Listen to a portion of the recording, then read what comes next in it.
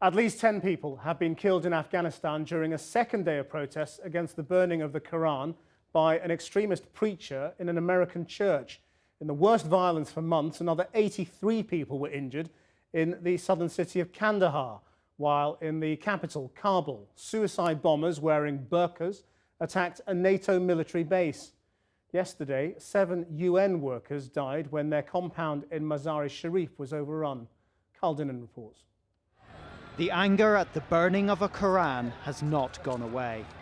These men marched in Kandahar today, and again the march turned to violence.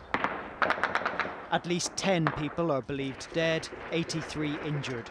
One photographer's attackers were overheard debating whether or not to kill him. They didn't. But this violence was expected and, said officials, Taliban-inspired. Yesterday's attack on this UN compound in Mazar-e-Sharif was unexpected, at least by the guards, 4 of whom were amongst the 12 people killed.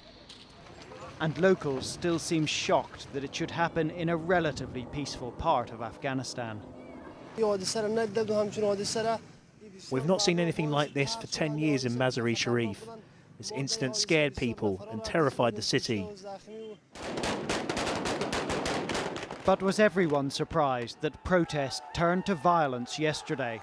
American officials had been warned to avoid the area around Mazar-e-Sharif's Blue Mosque because of possible violence.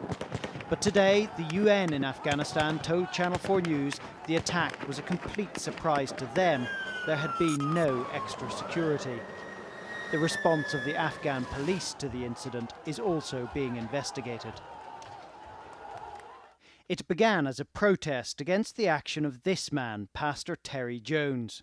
Last month, a Koran was burned in his Florida church, something he had said he wouldn't do. I spoke to him on the phone today. Do you feel any responsibility for what has happened and the lives lost?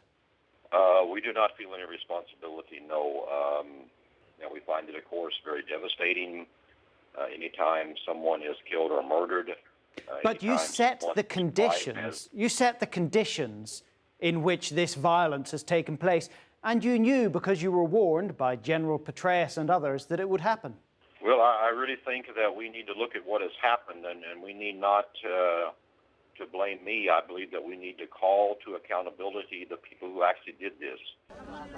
There are no shortage of people waiting to attack foreigners in Afghanistan.